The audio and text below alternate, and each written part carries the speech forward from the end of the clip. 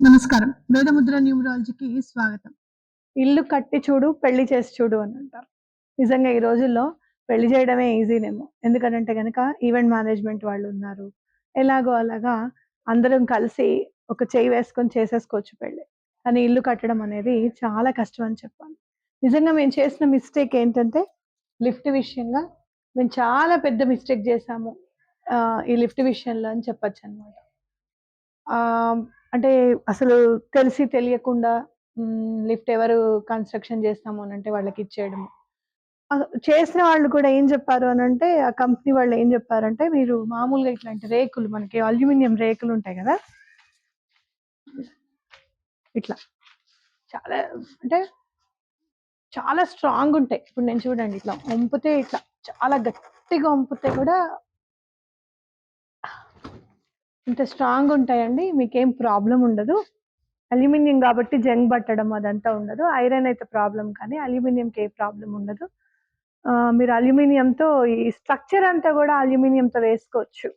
ఈ లిఫ్ట్‌కి అని జెప్పి చెప్పడం. అది ఎంతవరకు పనికొస్తుంది? నిజంగా చెప్పాలంటే ఇప్పుడు పడుతున్న సెంటీమీటర్ల వర్షాలకి గోడలే ఆగట్లేదు. అల్యూమినియం ఏం ఆగుతుంది అనే ఆలోచన లేకుండా, సెకండ్ థాట్ అనేది లేకుండా. ఎవరినడిగినా గూడా అల్యూమినియమా చాలా మంది వాడుతున్నారు. ఇప్పుడు చాలా బావుంటుంది, చాలా బావుంటుందని చెప్పిన వాళ్ళే. అలానే తీసుకొని వేయడం అనేది జరిగింది. ఇంక తర్వాత నుంచి వర్షాలు పడడము, ఆ లిఫ్ట్‌లోకి వాటర్ రావడం అనేది స్టార్ట్ అయింది.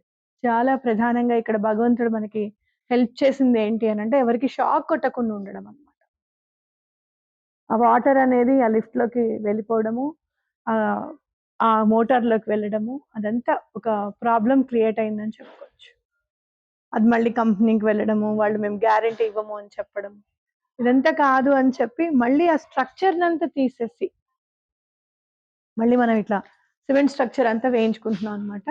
ఈ సిమెంట్ స్ట్రక్చర్ వేయడానికి ఆల్‌మోస్ట్ 3 మంత్స్ టైం పడుతుంది మనకి. ఎందుకనంటే ఒక విధంగా చెప్పాలి అనంటే ఆర్థికంగా గూడా మనం ఇది ఎక్స్‌పెక్ట్ చేయని ఖర్చు గాబట్టి అన్‌ప్లాన్డ్ యాక్టివిటీ గదా! అంటే ఆల్రెడీ ఒకసారి కంప్లీట్ అయిపోయింది.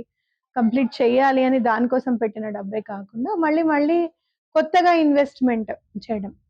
అది మళ్ళీ వేలల్లో గాదు, లక్షల్లోనే ఇన్వెస్ట్‌మెంట్ చేసుకోవడం. అంటే ఏదైనా సరే అన్‌ప్లాన్డ్ యాక్టివిటీ అనేది జీవితంలో ఎంత అగాధాన్ని సృష్టిస్తుంది అనేది ఈ లిఫ్ట్ ఉదంతం ఒకటి మా ఇంట్లో అని ఖచ్చితంగా చెప్పుకోవచ్చు. ఒకటికి 2 సార్లు నేను, మా వారు కూడా ఏం చేసినా కూడా ఒకటికి 2 సార్లు ప్లాన్ చేసుకొని చేస్తామనమాట. అది ఎలా ఉంటుంది అని చెప్పడము, నలుగురిని అడగడం ఇవన్నీ చేస్తాము. కానీ మా దాంట్లో ఈ వాటర్ లీకేజ్ అవుతుంది. అసలు ఈ అల్యూమినియం షీట్స్‌ని అతికించాలి అనంటే సిలికాన్ పేస్ట్ పెడతారనమాట. ఆ సిలికాన్ పేస్ట్ ఎంతవరకు వాటర్‌ని ఆపగలుగుతుంది? ఈ అతుకుల్లోంచి వాటర్ ఎట్లా లీకేజ్ అవ్వకుండా ఉంటుందా? ఉండదా? అనే అనలైజేషన్‌ని మేము మిస్ అయ్యామని చెప్పొచ్చనమాట. దానివల్ల we have paid in lakhs. So, ఎవరైనా ఇల్లు కట్టుకునేటప్పుడు మాత్రం దయచేసి లిఫ్ట్‌కి మాత్రం అల్యూమినియం షీట్స్ అసలు వాడకండి. చక్కగా కాంక్రీట్ దానికంటే ఇంకొంచెం ఎక్కువవుతుందంతే. మేబీ అల్యూమినియం షీట్స్ ఒక 1,00,000 అవుతాయి. ఇది ఒక 1,50,000 అవుతుందేమో గానీ it's a pure good investment అన్నమాట. మనకి ఏ ప్రాబ్లమ్ రాకుండా ఈ స్ట్రక్చర్ అనేది కాపాడుతుందని జెప్పి చెప్పొచ్చు. అది మనకి బోలెడు మంది సలహాలిస్తారనమాట. బావుంటుంది. No problem. నథింగ్ అని చెప్పి చెప్తూ ఉంటారు. కానీ అలాంటి సలహాలు కేవలం తీసుకోవడం వరకే. ఏదైనా మనం చెయ్యాలి అని అనుకున్నప్పుడు మన అనలైజేషన్ మనకుండాలి. మన ఆలోచన మనకుండాలి. ఆహ్, మనం అది ఎంతవరకు కరెక్ట్‌గా పనిచేస్తుంది అనేది కరెక్ట్‌గా తెలుసుకోగలగాలి అనేది ఈ లిఫ్ట్ నాకు నేర్పించింది. అలాగే 2025 లో చెప్పాలి అనంటే బాధపడిన రోజే గానీ, బాధపడని రోజంటూ ఏది లేదనే చెప్పుకోవాలి. అటు ఎమోషనల్ బ్యాగేజెస్ కానివ్వండి, లేదు అంటే గనక ఎవరైనా మాట పడడం, నింద పడడం, ఆహ్, చూసి చూడకుండా మాటలనేయడం. అట్లాగే ఈయనకి ఒంట్లో బాలేకపోవడం, మా వారికి హెల్త్ ప్రాబ్లమ్ రావడం, మళ్ళీ పిల్లలొక చోట, మేమొక చోట ఉండడం. ఆహ్, ఇన్ని బాధల్లో కూడా భగవంతుడు హెల్ప్ చేశాడు అనేది మాత్రం ఖచ్చితంగా చెప్పొచ్చు. The signature has helped us a lot. అంటే ఏ సిగ్నేచర్ అయితే మేము నమ్మామో, ఏ వైబ్రేషన్ అయితే మేము నమ్మామో, ఆ వైబ్రేషన్ మమ్మల్ని కాపాడింది అని జెప్పి ఖచ్చితంగా చెప్పుకోవచ్చు. అట్లాగే ఈ సంవత్సరము ఎలా ఉంది అనంటే ఫస్ట్ 9 ఒస్తున్నప్పుడు గాడ్స్ నంబర్ అని నేను చాలా ఇంట్రెస్ట్ చూపిచ్చాను. బట్ డెస్టినీ నంబర్ ఎప్పుడైతే నాకు 5 అయిందో, అమ్మో! ఇబ్బంది పెడుతుందేమో అని అనుకోవడము, జనవరి రావడమే నాకొక ఇబ్బంది అనేది కలగడం అనేది జరిగింది. అలా ఒక్కొక్క రోజు, ఒక్కొక్క రోజు, ఒక్కొక్క రోజు అనేసరికి ఎమోషనల్‌గా బాధపడడంలో తీవ్ర స్థాయి అంటే తారాస్థాయికి చేరింది నా బాధ అని జెప్పి ఖచ్చితంగా జెప్పుకోవచ్చు. అట్లా అనుకున్నప్పుడు అంత ఉన్నా కూడా మీకు తెలుసు ఎంత నెగెటివ్ అయినా కూడా ఒక్క పాజిటివ్ రే ఆఫ్ హోప్‌ని తప్పకుండా నేను చూస్తాను. నేను వెతుకుతాను అని చెప్పి మీ అందరికీ తెలుసు. ఆ రే ఆఫ్ హోప్ ఏంటి అంటే భగవంతుడి మీద నమ్మకం. ఆ నమ్మకాన్ని ఆయన నిలబెట్టుకోవడం. ఎట్లాంటి నమ్మకం ఉండాలి భగవంతుడి మీద అనంటే, ఏం జరిగినా సరే, జరగని ఆయనున్నాడు గదా! ఆయన చూసుకుంటాడు అనే లెవెల్‌లో ఆ నమ్మకం ఉండాలి. అలాంటి నమ్మకం ఎప్పుడొస్తుంది మనకి అనంటే, మనం కరెక్ట్‌గా ఉన్నప్పుడు. మనం ఏదో మిస్టేక్స్ చేసేసి ఆయన చూసుకుంటాడులే అన్నట్టుగా కాకుండా, మనం కరెక్ట్‌గా ఉంటే గనక తప్పకుండా ఆయన చూసుకుంటాడు అనే నమ్మకం అనేది ఉండాలి. అంటే ఫస్ట్ మనము ఏ మిస్టేక్ చేయకుండా ఉండాలి. తెలిసి ఏ మిస్టేక్ చేయకూడదు. తెలియకుండా ఏదైనా మిస్టేక్ చేస్తే దాన్ని అడ్మిట్ చేయాలి. యెస్. నేను ఈ తప్పు చేశాను. నా వల్ల అనుకోకుండా అయింది. స్వామి ఇంకెప్పుడు ఇట్లాంటి మిస్టేక్ నేను చేయను అని చెప్పి అడ్మిట్ చేసే విధంగా ఉండాలన్నమాట.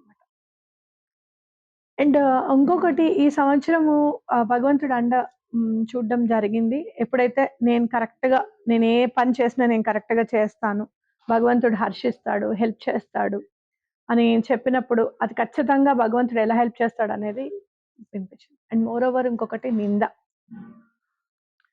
అసలు ఎప్పుడైనా ఎవరైనా వచ్చి నా దగ్గరికొచ్చి ఇట్లా అనుకోకుండా మమ్మల్ని అనుకున్నారండి, మా మీద నింద పడింది అనంటే, ఎందుకు ధైర్యంగా ఉండండి. మీకు తెలుసు కదా మీరు కరెక్ట్ అని చెప్పి ఎందుకు బాధపడతారు అని చెప్పి ఆహ్, చాలామంది నేను కౌన్సెలింగ్ చేసిన సందర్భాలున్నాయి. కానీ ఈ సంవత్సరం నింద పడినప్పుడు ఆ బాధ ఎట్లాంటిది అనేది మాత్రం ఖచ్చితంగా నాకు తెలిసొచ్చింది. ఇన్నాళ్ళు ఎవరు కూడా నన్ను ఒక మాట అనలేదు. ఎవరు కూడా మీరు మంచే చేస్తారు అనే చెప్పేవాళ్ళు.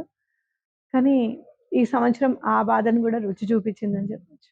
బట్ స్టిల్ మనుషుల మనస్తత్వాలు, మనుషుల రంగులు, అలాగే మనిషి తలుచుకుంటే ఏం చేయగలుగుతాడు, అవతల మనిషిని ఎంత దిగజార్చగలుగుతాడు. లేదు అంటే గనక మనుషులెంత దిగజారుతారు. ఆహ్, అలాంటి పరిస్థితుల్లో కూడా మనం ఎలా సంయమనం పాటించాలి? మన నిరాడంబరత, అలాగే మన నిబద్ధతని మనం కోల్పోకుండా ఎలా ఉండాలి? అనేది ఈ సంవత్సరం నాకు నేర్పించింది. అట్లాగే 2026లో మనం ఎలా ఉండాలి అనేది కూడా నేను ఒక చిన్న ఆహ్, ఎగ్జాంపుల్‌గా నేను చూసి చెప్తాను మీకు. 2026 యాడ్ చేస్తే 1 అంటే సన్ అంటే సూర్యుడనమాట. సూర్యుడికి ఏది ఇష్టము? సూర్యుడికి అర్ఘ్యం ఇయ్యడం ఇష్టం స్వామికి. అందుకే అందరూ కూడా సూర్యుడికి అర్ఘ్యం ఇయ్యండి అని చెప్పి చెప్తూ ఉంటారు. మరి స్వామికి అర్ఘ్యం ఇయ్యడం అనేది కంపల్సరీగా అలవాటు చేసుకోండి. అట్లాగే వాటర్ మేనిఫెస్టేషన్‌ని తప్పకుండా చేయండి. రేపటి నుంచి మీరొక గ్లాస్‌లో నీళ్ళల్లో వాటర్ పోసుకొని అవి నెమ్మదిగా మీ మేనిఫెస్టేషన్ అంతా తీసుకొని జస్ట్ అట్లా వాటర్ తాగుతూ ఉండాలనమాట. ఆహ్, అంటే ప్రశాంతమైన చిత్తం అనేది ఉండాలి. ప్రశాంతమైన మనసుండాలి. ఆ పని జరిగిపోతుంది, అయిపోయింది ఇంకా అని అనుకునేటట్టుండాలి. ఇంకా వాటర్ మేనిఫెస్టేషన్ ఇంకా క్లియర్‌గా కావాలి అని అనుకుంటే గనుక కామెంట్స్ రూపంలో తెలియచేయండి. వాటర్ మేనిఫెస్టేషన్ ప్రాక్టికల్‌గా చేసి చూపిస్తాను నేను. దీన్ని క్వాంటమ్ ఫిజిక్స్ అంటారు. లేదంటే మెటాఫిజిక్స్ అని గూడా అంటారనమాట. Physics is nothing but way to the spirituality. ఆధ్యాత్మికతకి దారి ఏదన్నా ఉంది అనంటే భౌతిక శాస్త్రం అని చెప్పొచ్చు. కాబట్టి అట్లా మనం ఫిజిక్స్ హెల్ప్ తీసుకుంటూ యూనివర్స్‌కి దగ్గరగా వెళ్ళొచ్చు. మీకు కావాల్సిన టెక్నిక్స్ అన్నీ గూడా నెమ్మదిగా నేర్పిస్తాను. మన ఛానెల్‌లో అరిగాటో టెక్నిక్ అని గూడా ఉంది. తప్పకుండా చూడండి. అరిగాటో అంటే థాంక్స్ అన్నమాట. థాంక్స్ చెప్పడం అరిగాటో అంటే. థాంక్ యూ యూనివర్స్ అని ఆహ్, థా మనీకి చెప్పొచ్చు. అరిగాటో మనీ అంటే థాంక్ యూ మనీ అని చెప్పి. ఇంకొక చిన్నదేంటంటే ఏదైనా వస్తువు కొనుక్కున్నారు. దాని రిసిప్ట్ వచ్చింది. ఆ రిసిప్ట్‌కి థాంక్ యూ అని చెప్పడం. కూరలు కొనుక్కున్నారు. ఈ మనీ వల్ల నేను వెజిటబుల్స్ తీసుకున్నాను. కూరగాయలు. వెజిటబుల్స్ తీసుకున్నాను. థాంక్ యూ అని చెప్పడం. ఇలాంటివి కూడా చేస్తూ ఉంటే నెమ్మదిగా యూనివర్స్‌కి దగ్గరవుతారు. ఇంకా మీకెలాంటి టెక్నిక్స్ అన్నా కావాలి, అదే ప్రాక్టికల్‌గా చేసి చూపించాలి అనంటే తప్పకుండా చెప్పండి. అలాగే ఈ సంవత్సరం నేను అనుకున్నది ఏంటి అనంటే చాలా సందర్భాల్లో నేను చాలా మందికి సలహాలు ఇస్తూ ఉంటాను. ఆహ్, సలహా అంటే నన్ను నేను గొప్పగా మీ ముందు ప్రదర్శించుకోవడమో, వ్యక్తపరచడమో కాదు కానీ, నేను సలహా ఇస్తే చాలా కరెక్ట్‌గా ఇస్తానని చెప్పి నా నమ్మకం. అలానే వాళ్ళకి వర్కౌట్ గూడా అవుతుందనమాట. ఏదైనా ప్రాబ్లమ్స్‌లో ఉంటే. అలాంటప్పుడు నేను విన్న మాట ఒకటేంటి అనంటే పాట అనమాట. మనస్సులో నిరాశలే రచించనే మరీచిక. అది వినంగానే నా మనసు అబ్బా! అవును గదా! అని అనిపించింది. మనస్సులో నిరాశలు ఎవరు రచించారట? మరీచిక అంటే పచ్చిమిరపకాయ అన్నమాట. పచ్చిమిరపకాయతో నిరాశని రచించారు. అంటే ఏంటి పచ్చిమిరపకాయ చాలా కారంగా ఉంటుంది. మనస్సు మీద ఆ నిరాశ అనే దాన్ని ఆ పచ్చిమిరపకాయతో రాసాము అనంటే, ఆ బాధ అనేది ఆ కారం అన్నమాట. అంటే ఆ బాధ అనేది ఎంత ఘాటుగా ఉంది. ఆ బాధ అనేది ఇంకా నిరాశ రూపంలోనే మనసులో ఎట్లా ఉంది అనేది ఈ చిన్న 4 లైన్‌ల వర్డ్ మనస్సులో నిరాశలే రచించినే మరీచిక. ఎంత అర్థం ఉందో చూడండి దీంట్లో. కాబట్టి అలాంటి బాధ మీకేమన్నా కలిగితే గనక, మనస్సులో మీకేమన్నా మీరు తీర్చుకోలేని బాధ ఏదన్నా ఉంది. మీరెవరికీ చెప్పుకోలేని బాధ ఉంది. మీకేదన్నా సలహా కావాలి అని అనుకుంటే గనక, కామెంట్స్ రూపంలో ఆ బాధ ఏంటో నాకు చెప్పండి. నేను తప్పకుండా ఒక వీడియో చేసి దానికి తగిన సలహా ఇవ్వడానికి నేను ప్రయత్నిస్తాను. మరి ఎవరికీ చెప్పుకోలేని బాధ కామెంట్స్ రూపంలో ఎలా పెట్టమంటారు అనంటే మీ పేరుతో కాకుండా వేరే పేరుతో ఒక ఐడీని క్రియేట్ చేసుకొని ఆ కామెంట్స్ రూపంలో పెట్టండి. మీ పేర్లు ఎవరిని ఏవి చెప్పకండి. దాన్ని నేను అర్థం చేసుకొని ఆ ప్రాబ్లమ్‌ని మీరెలా సాల్వ్ చేసుకోవాలి అనేది నేను ఖచ్చితంగా చెప్పడానికి ప్రయత్నిస్తాను. ఎందుకు అనంటే ఈ సంవత్సరం ఏం చేయాలో పాలుపోక, ఏం చేస్తే కరెక్ట్ అవుతుందో తెలీక, ఎలా చేద్దాము, ఇలా చేద్దామా, అలా చేద్దామా అని చెప్పి చేసిన పడిన బాధలు 2. కాబట్టి నాకే అంత కుదిపేసింది. బాధలు అనేవి నన్నే అంత కుదిపేసాయంటే నేనేదో గ్రేట్ అని కాదు. నేను ఆలోచించగలుగుతాను. నేను ఒక అడుగు ముందుకు వేయగలుగుతాను. ధైర్యం చేయగలుగుతాను. అట్లాగే కొంచెం నాలెడ్జ్ ఉంది. హ్యూమన్ రైట్స్‌లో చేసిన నాలెడ్జ్ ఉంది. సోషల్ యాక్టివిస్ట్‌గా పనిచేసిన నాలెడ్జ్ ఉంది. నన్నే అంత బాధ పెట్టేసాయి, అంత కుదిపేసాయి. మెడికల్‌గా గూడా నాకు నాలెడ్జ్ ఉంది. మా నాన్నగారు, మా అమ్మగారు హెల్త్ ప్రాబ్లమ్స్ వల్ల పోవడము, ఈయనకు కొంచెం హెల్త్ ప్రాబ్లమ్ రావడము. దీనివల్ల మెడికల్‌గా గూడా నాకు కొంచెం నాలెడ్జ్ ఉంది. ఏ పరంగా ఉన్నా కూడా నేను చాలా అతలాకుతలం అయిపోయాను. అలజడి అనేది నా జీవితంలో ఈ సంవత్సరం నేను చూసాను. కాబట్టి ఇంకా పాపం అసలు అమాయకంగా ఉన్న వాళ్ళకి గాని, ఇలాంటి నాలెడ్జ్ లేని వాళ్ళు కానీ ఎంత బాధపడుతున్నారో కదా! వాళ్ళందరికీ చేయూతను అందియాలని చెప్పి నాకనిపించింది. కాబట్టి మీకేదన్నా బాధుంటే తప్పకుండా కామెంట్ రూపంలో చెప్పండి. నా వాయిస్ కొంచెం లోగా ఉన్నట్టుంది. ఎందుకు అనంటే ఇన్నాళ్ళు నేను మానసికంగా పడిన బాధ నా వాయిస్‌లో ఖచ్చితంగా ప్రస్ఫుటంగా కనిపిస్తుంది. ఇన్నాళ్ళు నేను వీడియోస్ చేయకపోవడానికి కారణం కూడా ఇదొకటి రీజను. ఒకటే నిర్ణయించుకున్నాను ఇవాళ మార్నింగ్ డిసెంబర్ 31. ఈ బాధంతా తీసేస్తున్నాను. ఎమోషనల్ బ్యాగేజ్‌ని నేను క్యారీ చేయను. ఏం చేసినా భగవంతుడే నిర్ణయిస్తాడు. భగవంతుడే చూస్తాడు అని చెప్పి నిర్ణయించుకోవడం. ఇవాళ సాయంత్రం మీ ముందు మళ్ళీ వీడియోలో మీ ముందుకు రావడం జరిగింది.